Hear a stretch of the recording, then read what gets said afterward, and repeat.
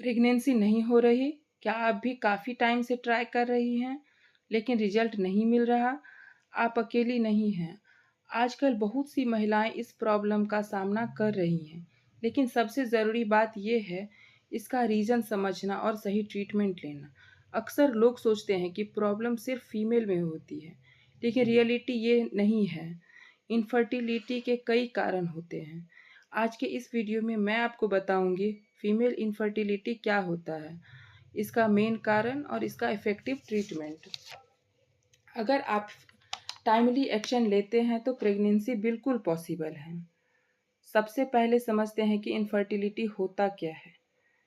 अगर कोई कपल 1 साल तक रेगुलर रिलेशन के बाद भी प्रेगनेंसी अचीव नहीं कर पाता तो इसे इनफर्टिलिटी कहते हैं। इसका मतलब ये नहीं है कि प्रेगनेंसी कभी हो ही नहीं सकती, बल्कि इसका मतलब है कि बॉडी में कहीं ना कहीं ओव्यूलेशन या फर्टिलाइजेशन में प्रॉब्लम आ रही है। और सबसे इम्पोर्टेंट बात, ये एक कॉमन प्रॉब्लम है और बिल्कुल ट्रीटेबल है। अब बात करते हैं इनफर्टिलिटी के सबसे कॉमन कॉज की। सबसे पहला और इम्पोर्टेंट रीज़न है पीसीओडी या पीसीओएस। इस कंडीशन में ओवरीज प्रॉपरली ओव्यूलेशन नहीं कर पाती, जिस वजह से प्रेगनेंसी डिले हो जाती है। दूसरा मेजर रीजन है हार्मोनल इम्बैलेंस। जब बॉडी के हार्मोन्स बैलेंस में नहीं होते तो एग रिलीज और फर्टिलाइजेशन दोनों अफेक्ट होते हैं। और सच ये है कि आजकल अधिकतर महिला में इनफर्टिलिटी का मेन कारण यही दो प्रॉब्लम होती है। पीसीओडी और हार्मोनल इम्बैलेंस के अलावा भी कुछ इम्पोर्टेंट कॉज होते हैं, जैसे कि थायराइड प्रॉब्लम। अगर थायराइड इम्बैलेंस हो जाए तो हार्मोन्स डिस्टर्ब हो जाते हैं और ओव्यूलेशन अफेक्ट होता है। दूसरा रीज़न है फेलोपियन ट्यूब ब्लॉकेज। इसमें एग और स्पर्म मिल ही नहीं पाते, जिस वजह से फर्टिलाइजेशन नहीं हो पाता। और तीसरा रीज़न हो सकता है यूट्री रिलेटेड प्रॉब्लम, जैसे फाइब्रोइड या इंडोमेट्रियोसिस। इन सब कंडीशन में प्रेगनेंसी नेचुरली डिफ़िकल्ट हो जाते हैं। अब एक बहुत इम्पोर्टेंट फैक्टर जिसे लोग इग्नोर कर देते हैं वो है लाइफस्टाइल। आजकल स्ट्रेस और ओवर थिंकिंग बहुत कॉमन हो गया है, जो डायरेक्टली हार्मोन को अफेक्ट करता है। साथ ही अनहेल्दी डाइट और ओबेसिटी भी फर्टिलिटी को इम्पैक्ट करते हैं। और अगर प्रॉपर स्लीप ना हो तो बॉडी का हार्मोनल बैलेंस और ख़राब हो जाता है। इसीलिए अगर आप अपनी लाइफस्टाइल को इम्प्रूव करते हैं तो फर्टिलिटी नेचुरली बेटर हो सकती है।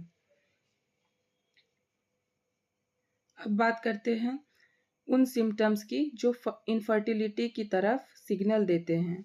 सबसे कॉमन सिम्टम है इरेगुलर पीरियड।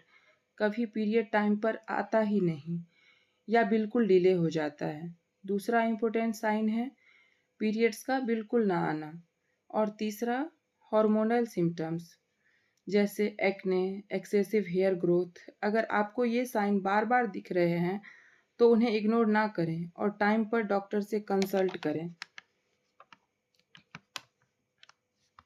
अब बात करते हैं डाइट की, जो फर्टिलिटी इम्प्रूव करने में बहुत इम्पोर्टेंट रोल प्ले करती है।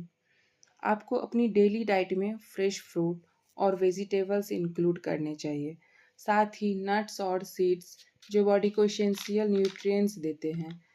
हाई प्रोटीन और हेल्दी फैट्स हार्मोन बैलेंस के लिए ज़रूरी होते हैं। और होल ग्रेन्स बॉडी को एनर्जी और स्टेबिलिटी देते हैं। अगर आप अपनी डाइट को सही कर लेते हैं तो हार्मोन्स और रिप्रोडक्टिव हेल्थ दोनों इम्प्रूव हो सकते हैं। सिर्फ डाइट ही नहीं, लाइफ स्टाइल चेंज भी फर्टिलिटी इम्प्रूव करने में बहुत इम्पोर्टेंट होते हैं।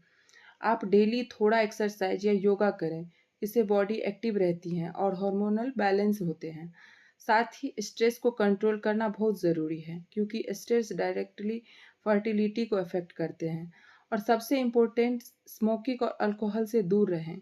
इन छोटी छोटी चेंज से आप अपनी फर्टिलिटी के काफ़ी हद तक इम्प्रूव कर सकते हैं। अब सबसे इम्पोर्टेंट सवाल, क्या इनफर्टिलिटी का ट्रीटमेंट पॉसिबल है?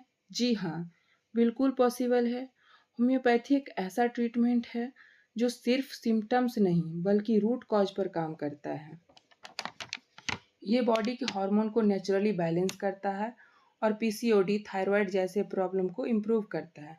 सबसे अच्छी बात यह है कि ये सेफ और नेचुरल ट्रीटमेंट है, जिससे साइड इफ़ेक्ट का रिस्क बहुत कम होता है। अगर सही टाइम पर सही ट्रीटमेंट लिया जाए तो प्रेगनेंसी बिल्कुल पॉसिबल है। अगर आप या आपके किसी जान पहचान में ये प्रॉब्लम है तो इसे इग्नोर ना करें। सही डायग्नोसिस और सही ट्रीटमेंट से प्रेगनेंसी बिल्कुल पॉसिबल है। अगर आप कंसल्टेशन लेना चाहते हैं तो दिए गए नंबर पर कांटेक्ट करें और ऐसे यूजफुल वीडियो के लिए लाइक, शेयर और सब्सक्राइब ज़रूर करें। Thank you.